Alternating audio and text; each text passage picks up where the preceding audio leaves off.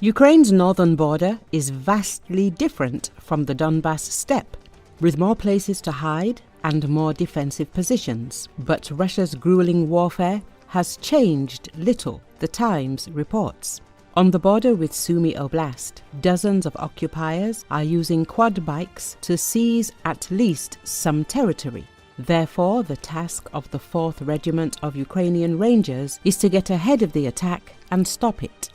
The publication recalled that the Special Forces Regiment Rangers was created in March last year to carry out reconnaissance and assault missions. However, as the regiment commander with the call sign Bakhcha says, in the last few weeks, their role has been more reminiscent of fire extinguishers. They are testing our line of defense, conducting daily raids on villages, trying to find weak spots, said the colonel, who has been fighting against Russia since 2014. The Times explained that Bakhcha, translated from Ukrainian, means a garden for growing watermelons. As the publication writes, ceasefire talks may continue, but the Kremlin's desire for peace is not reflected in its military operations. In particular, Russia is now launching its offensive on several fronts at once. Most likely, Sumy is one of the main targets of the Russian Federation during this offensive. It is noted that the fields around the city are surrounded by dragon's teeth concrete anti-tank obstacles and are cut by networks of trenches. The Russians are trying to create a buffer zone. They will try to advance as far as they can, but they do not have the resources to try to reach Sumy, a source in the Ukrainian Defense Ministry told the publication. In return, Ukraine is conducting its own raids in the Kherson region and continues to occupy a small territory of the Russian Federation in order to prevent the enemy from accumulating its forces for an offensive. In particular, the Bakhcha regiment uses reconnaissance drones to identify supply chains that feed frontline forces so that they can be destroyed by American HIMARS artillery systems. As always, the Ukrainians are outnumbered. Among the Russian troops deployed to advance on Sumy are 2 brigades of supposedly elite forces. The 155th Marine Brigade, which had previously served in the Donbas, and the 810th Marine Brigade, which had served in Robotno in the Zaporizhia region, the Times added. At the same time, according to Bakhcha, their arrival had little impact, stressing that elite Russian units ceased to play an important role after May 2022 due to high casualties and a lack of training among the reinforcements.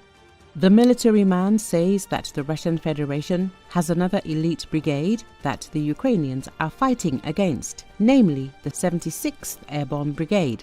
However, Bakhcha noted that these troops are poorly trained and equipped. Last week, Bakhcha fighters stopped a raid on quad bikes by 12 soldiers of the 76th with the help of drone and artillery. The sole survivor who was captured signed a contract while serving a prison sentence in Saratov in southern Russia just 2 weeks ago. Due to a shortage of night vision equipment, the Russians mostly carried out these raids during the day. Every day along the line defended by the Bakhcha regiment, the Russians lose about a dozen men. The Times concluded.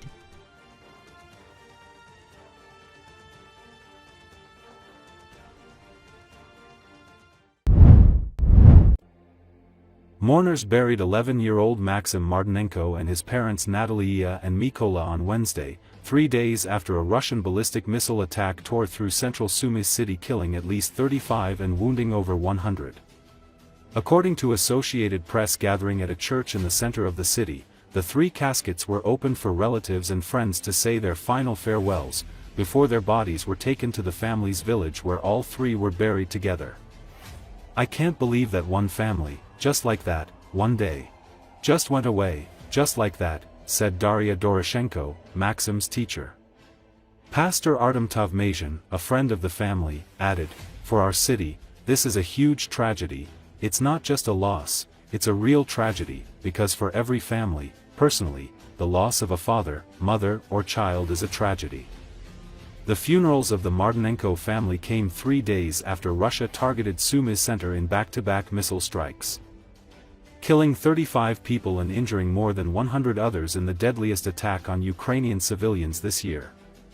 Sumy is only about 30 kilometers from the border of Russia's Kursk region, where Ukrainian soldiers are defending the last sliver of territory they took in a surprise offensive last summer. Residents say there has been an uptick in attacks on Sumy in recent weeks, though none as bloody as Sunday's airstrike, which targeted a busy intersection.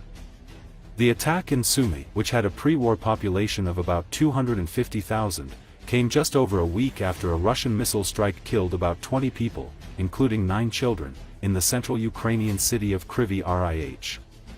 Russia said it was targeting a meeting of soldiers, but there is no evidence to support the claim. The attacks on their cities has left many Ukrainians wondering where the next will occur and cast a shadow over the ongoing ceasefire talks being brokered by the United States.